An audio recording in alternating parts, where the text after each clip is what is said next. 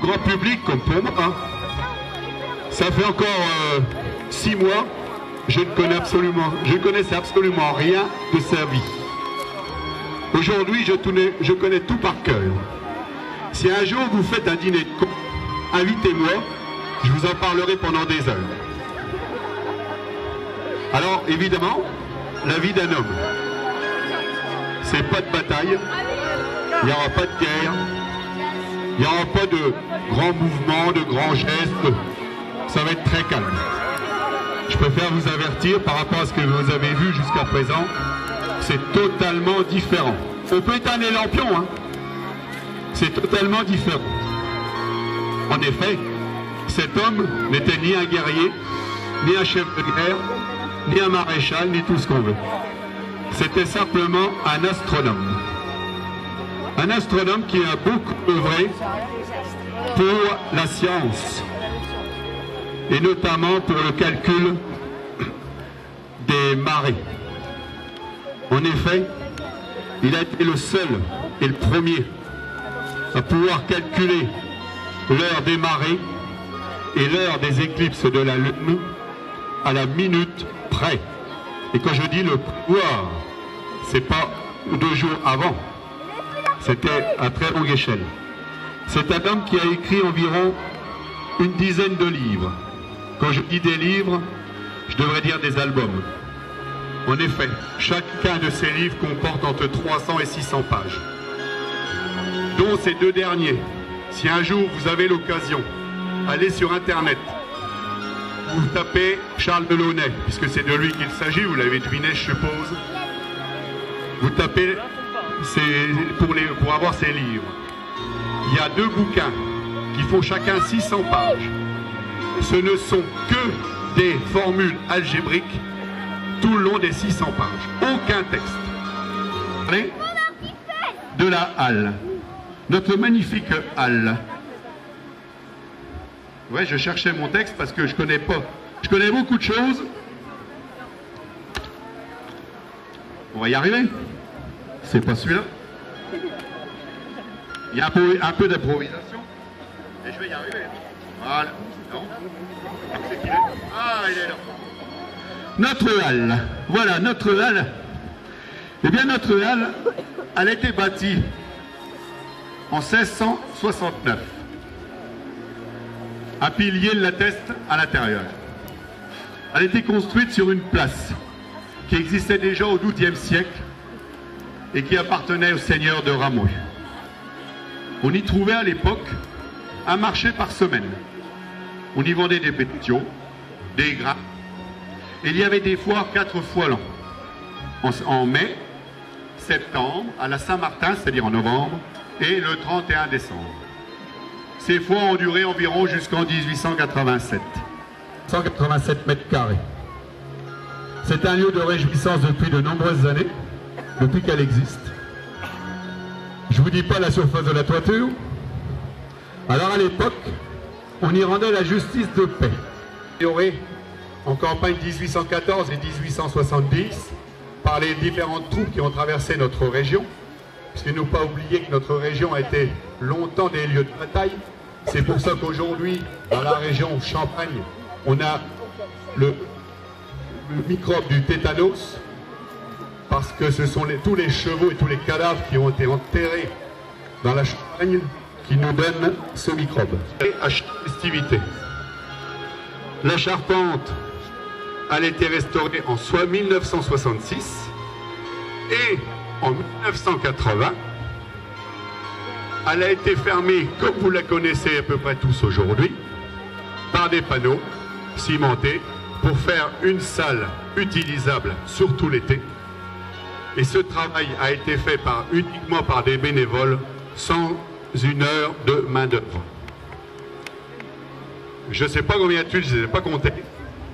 Un jour, on s'est amusé à calculer le poids des tuiles, mais on a abandonné, parce que ça donnait des chiffres astronomiques.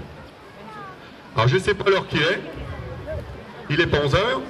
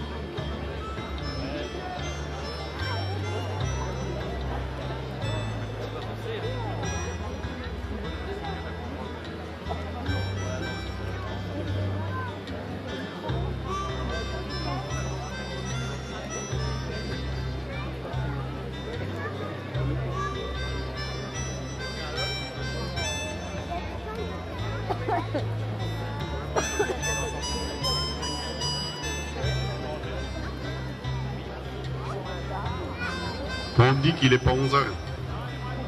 On fait quoi? On attend un petit peu?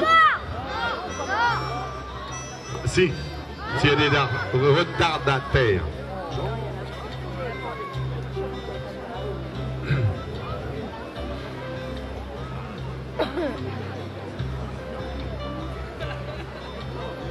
Vous avez déjà découvert le fil rouge.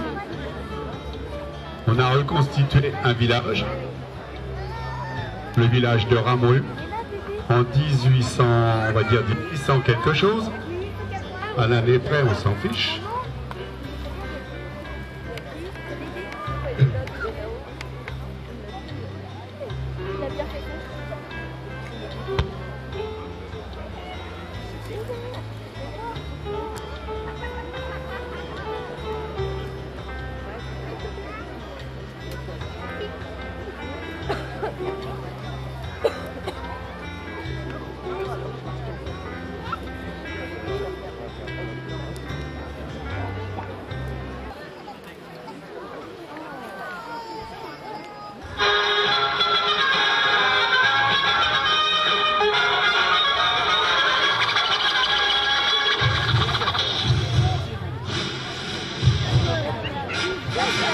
La troupe du puits de Ramreux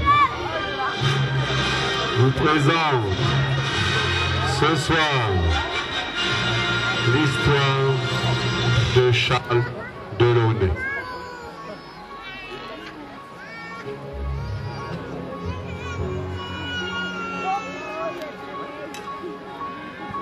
Regarde mon petit, toutes ces étoiles. Elles détiennent encore des secrets. Mais des hommes ont consacré leur vie à percer le mystère de l'univers. Je vais te raconter l'histoire de l'un de ces qui a vécu et repose dans notre village.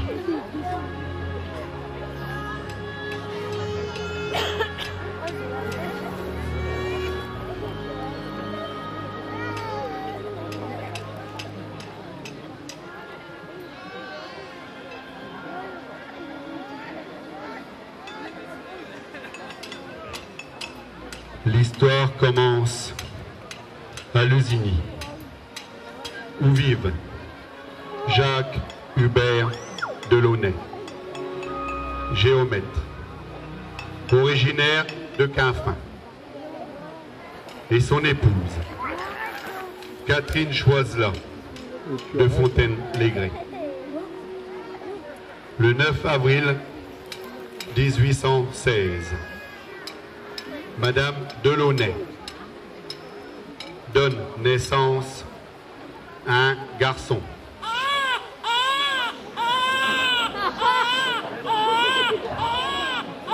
Qu'ils appelleront Charles Eugène Delaunay.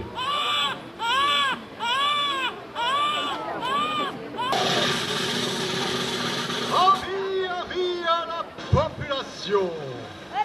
Nous avons l'honneur et la joie d'accueillir parmi nous Monsieur et Madame Delaunay.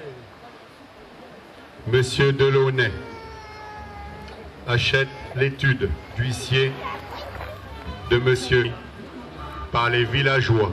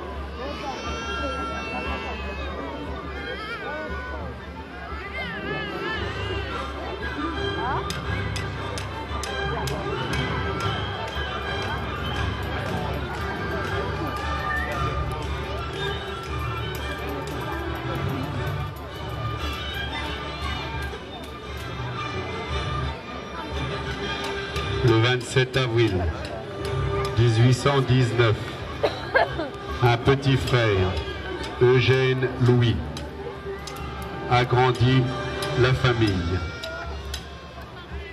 Charles fréquente l'école du village. Son enfance, Charles s'intéresse à tout ce qui l'entoure, en particulier à la mécanique. Sur les bords du puits, il fabrique un moulin qui actionne une mini-forge. Il entre au lycée Jean Cornet, rue de la Cité à Troyes, et loge à la pension Ferré. Il sort major de sa promotion 3 ans plus tard. Puis il entre à l'école des mines, mais il s'intéresse déjà aux astres. 1839, il épouse à la mairie de Troyes, qu'il connaît depuis son enfance, puisque son père possède une maison au bord du puits à Rameau. Le mariage religieux est célébré dans l'église Saint-Roch de notre village.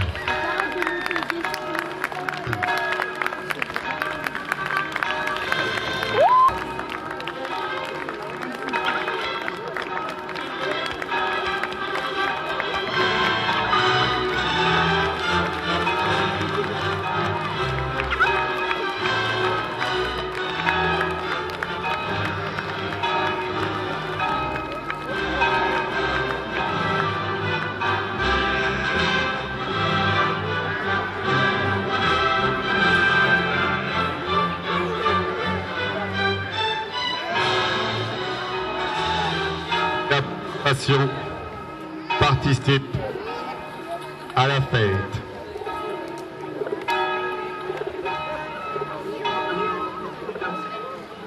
C'est la fille de la manière qui dansait avec les gars. Tapez dans les mains.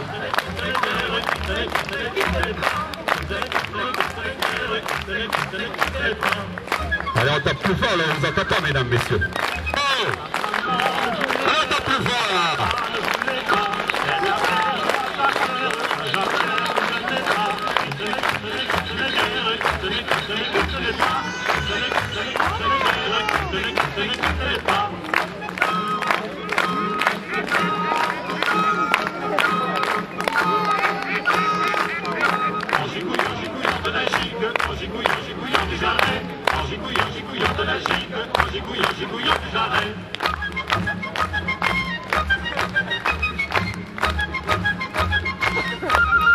Il y en a qui tapent pas là.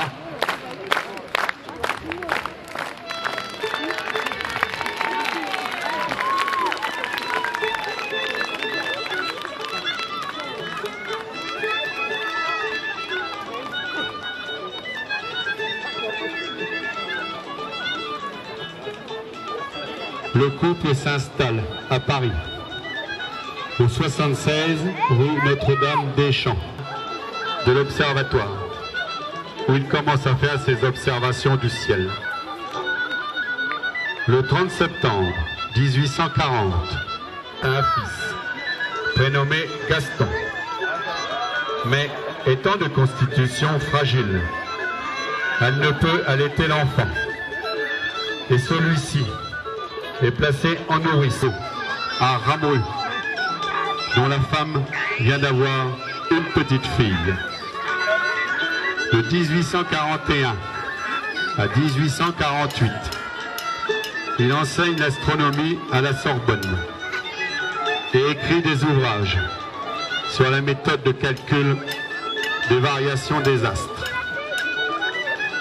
Il est répétiteur de géodésie à l'école polytechnique.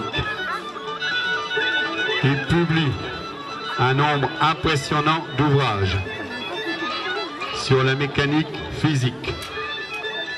et commence à s'intéresser de près à notre astre mythique qu'est la Lune.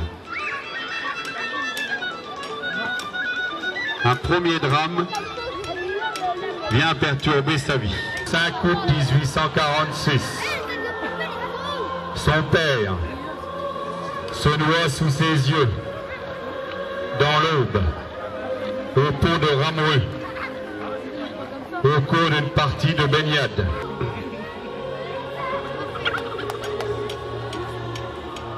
Le 6 juillet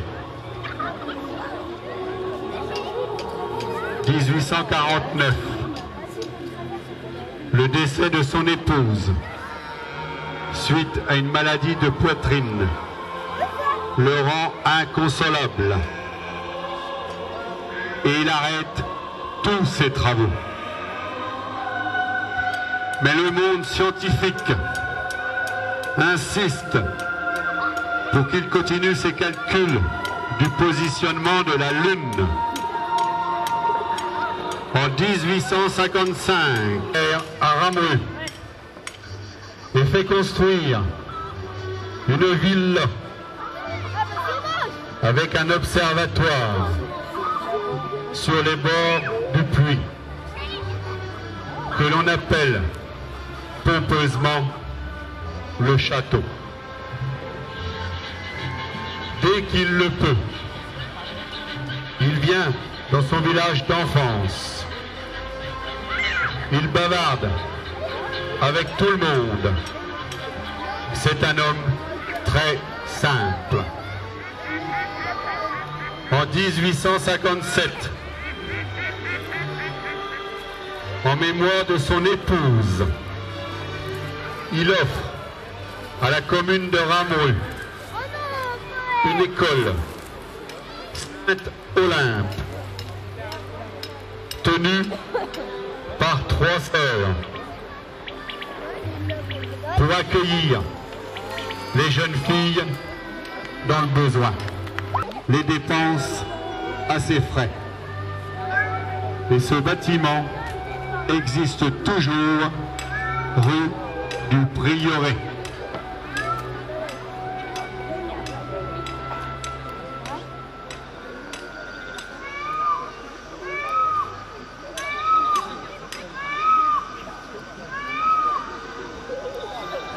Tous les lundis de fête à Rameau, Charles Delaunay venait spécialement remettre les prix aux élèves de l'école.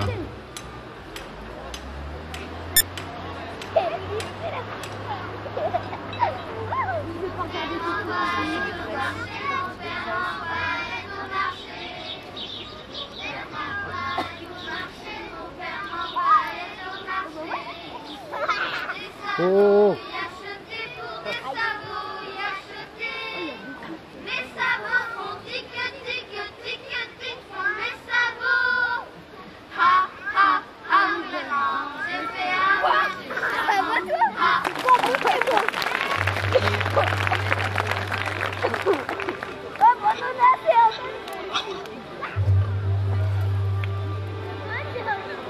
En 1860, il est élu au conseil municipal de Rameau et refuse la place de maire. Il est nommé chevalier de la Légion d'honneur. En 10, juste au démarrage de la guerre, il est nommé directeur de l'Observatoire de Paris. Lorsque les Alliés arrivent dans l'Observatoire pour tout saccager, ils trouvent Charles à son bureau, en plein travail. Et ils n'osent pas le jeter hors de l'Observatoire. Et c'est ainsi que toutes les archives de l'Observatoire de Paris ont été sauvées du pillage, grâce à la ténérité de cet homme. Après 14 ans d'observation et de calcul, il termine ses ouvrages sur la théorie du mouvement de la Lune, qui sert encore aujourd'hui à la prévision des marées. En effet, il est arrivé à prévoir les heures des marées et des éclipses. L'été 1872, il part visiter le port de Cherbourg, en pleine construction. Il embarque le 5 août avec son cousin Mileux, le capitaine Saffray et un matelot nommé la Caroline.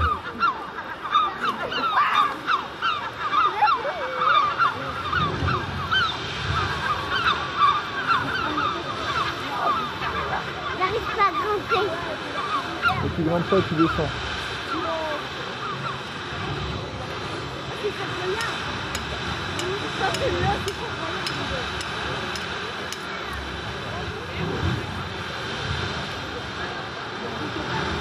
Alors qu'ils approchent des rochers de l'île Pelée,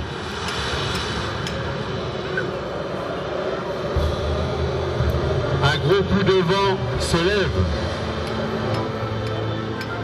C'est la tempête, imprévisible.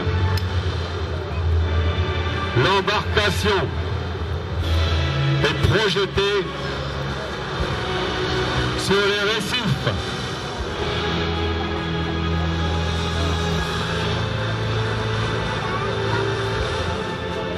Lorsque les sauveteurs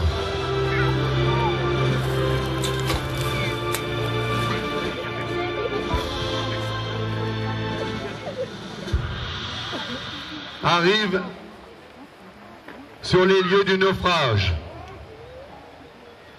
ils ne retrouvent qu'un seul corps, identifié grâce au portefeuille de Charles Delaunay. Une chapelle ardente est dressée à l'Observatoire de Paris. Les obsèques ont lieu en l'église Saint-Jacques du Haut-Pas, le 9 août. Puis, le cercueil est ramené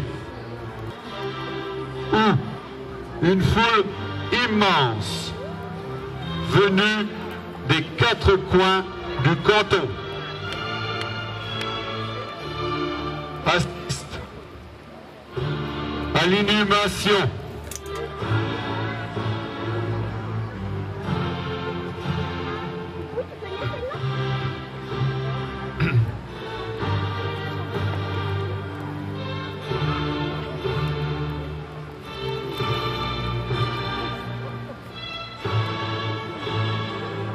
célébré par l'abbé Rémion. Charles est décédé à 56 ans,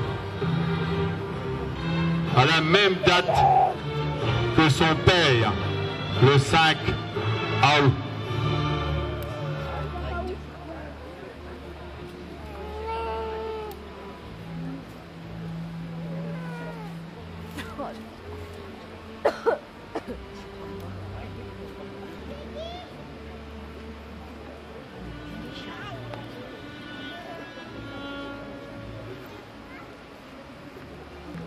Et maintenant, mon petit, le ciel va s'illuminer en mémoire de Charles Delaunay, grâce à qui, aujourd'hui, nous pouvons communiquer grâce aux satellites. Voilà, mesdames, messieurs, l'histoire tragique de Charles Delaunay. Et maintenant, à vous, messieurs.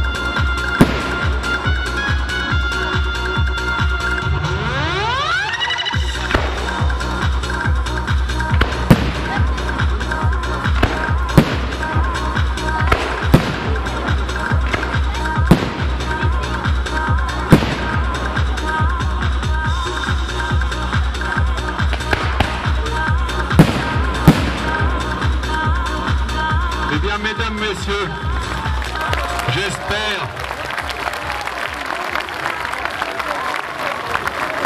On salue. J'espère que vous avez passé un bon petit moment avec nous. J'espère que le spectacle ne vous a pas trop déçu.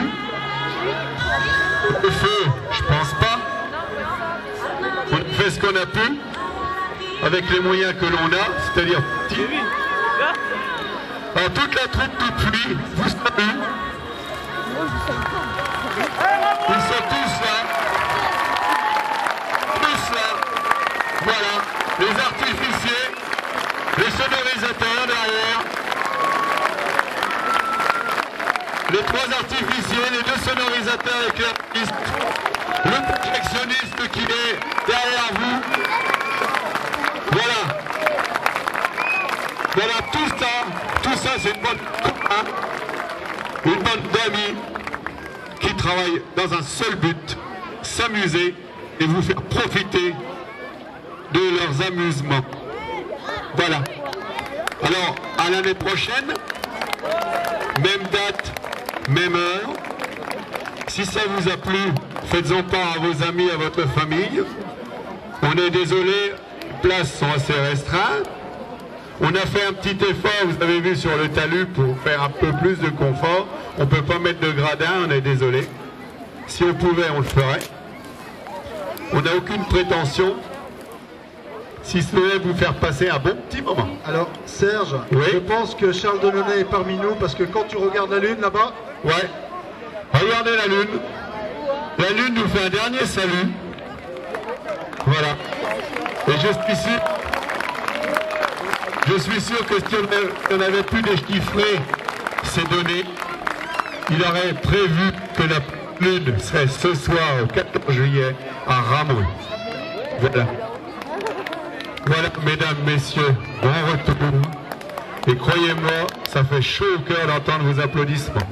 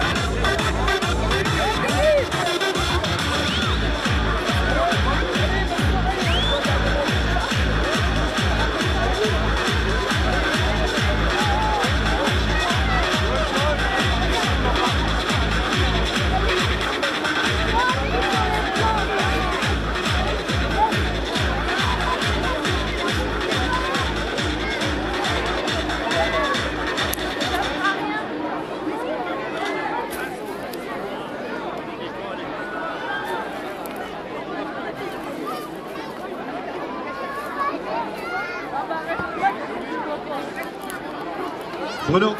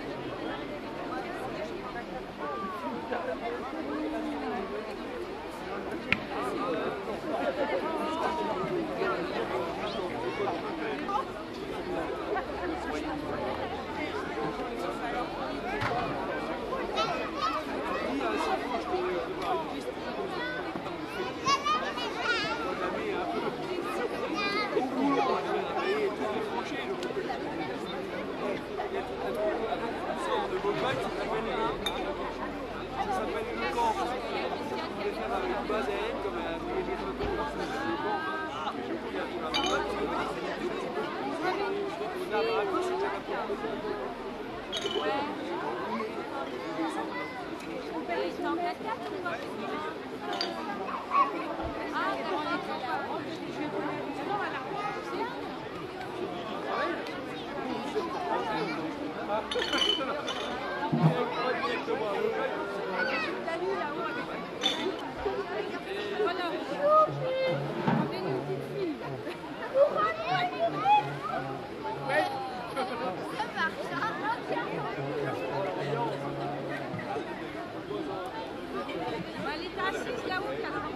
Il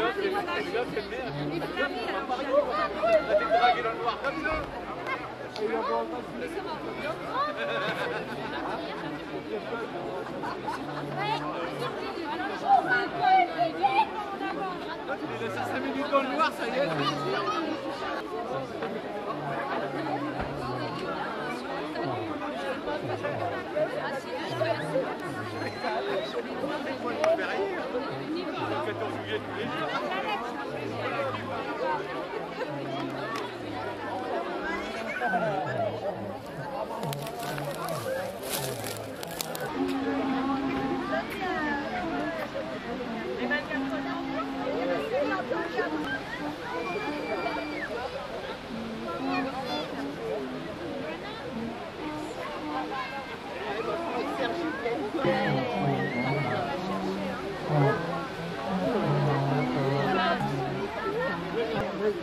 C'est l'autre pas de côté pour moi ou pas?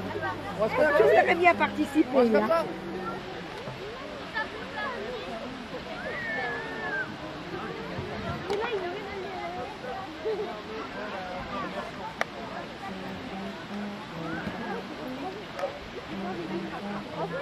Et voilà ça.